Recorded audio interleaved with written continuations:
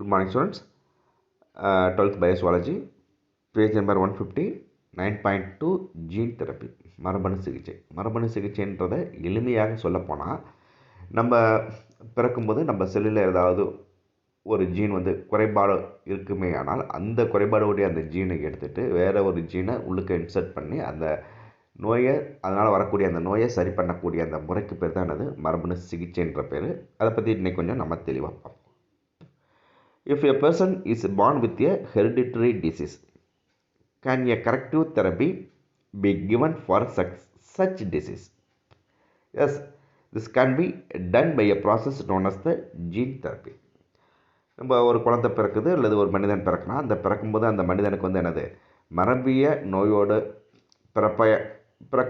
பிறந்திருக்குமானால் அதை சரி செய்வதற்கு ஏதேனும் சிகிச்சை முறைகள் உள்ளதா அப்படின்னு கேள்வி கேட்கும்போது, அவ்வாறு அந்த குழந்தை பிறந்து இருந்துச்சுன்னா அதுக்கு அந்த நோயை சரி செய்கிறதுக்கு மரபணு சிகிச்சை என்ற செயல்முறையின் மூலமாக அந்த நோயை குணப்படுத்துவது சாத்தியமாகும்.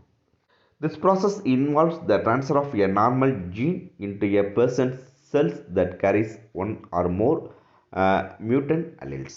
நாம் ஏற்கனவே சொன்ன மாதிரி ஒன்றோ அல்லது அதற்கு மேற்பட்ட திடீர் மாற்றமடைந்த அலீல்களை கொண்ட அல்லீல் ஒருவருடைய செல்லுக்குள் இயல்பான மரபணுவை செலுத்தி அவற்றை சரி செய்ய முடியும். நம்ம ஏற்கனவே சொன்ன மாதிரி அங்கே குறைபாடுடைய அந்த ஜீனை எடுத்துகிட்டு நல்ல ஜீனை வச்சு அதை சரி செய்யறது தான் இங்கே சொல்லியிருக்காங்க. ஒன் ஆர் மோர் மியூட்டன்ட் அல்லீல்ஸ், அந்த அதற்கு மேற்பட்ட திடீர் மாற்றமடைந்த அந்த அல்லீல்களை எடுத்துட்டு அதுக்கு பதிலாக இயல்பான மரபணுவை செலுத்தி அவற்றை சரி செய்யக்கூடிய அந்த முறைக்கு பேர் தான் அது மரபணு சிகிச்சைன்னு சொல்கிறாங்க. The expressions of normal gene in the person results in a functional gene product whose actions produces a normal phenotype. இவ்வாறு உட்செலுத்தப்பட்ட அந்த மரபணு செயல்பட்டு உருவாக்கும் செயல்நிலை விளைபொருட்களினால் இயல்பான புறத்தோற்றம் உருவாகின்றது.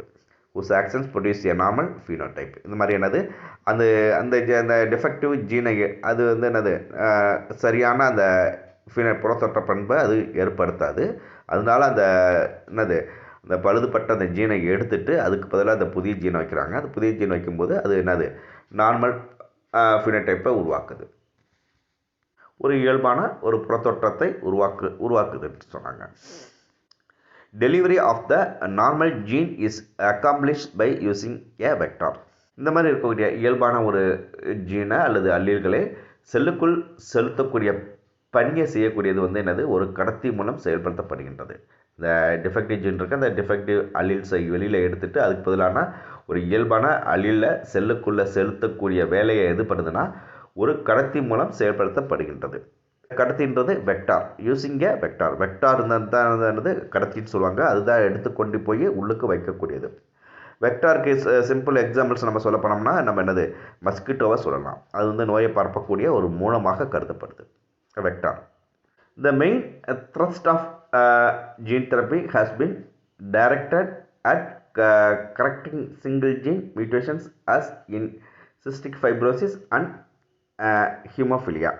ஒரு மரபணு திடீர் மாற்றத்தால் உருவாகும் நோய்களான நீர்ம திசு அலர்ஜி, சிஸ்டிக் ஃபைப்ரோசிஸ், நீர்ம திசு அலர்ஜி மற்றும் இரத்த உறையாமை, ஹீமோஃபிலியா போன்ற நோய்களை குணப்படுத்தும் முயற்சியே மரபணு சிகிச்சையின் முக்கிய நோக்கமாக கருதப்படுது.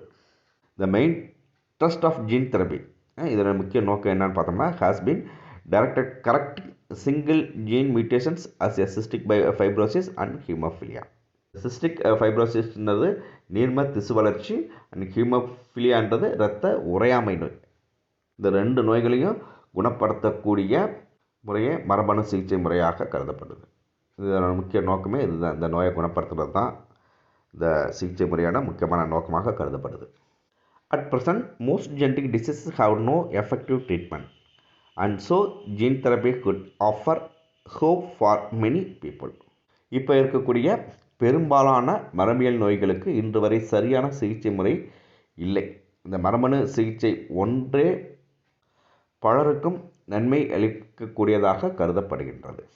இன்றைக்கி இருக்கக்கூடிய பலவிதமான மரபியல் நோய்களுக்கு இது இந்த ஜீன் சிகிச்சை முறை ஒன்றே சரியான தீர்வாக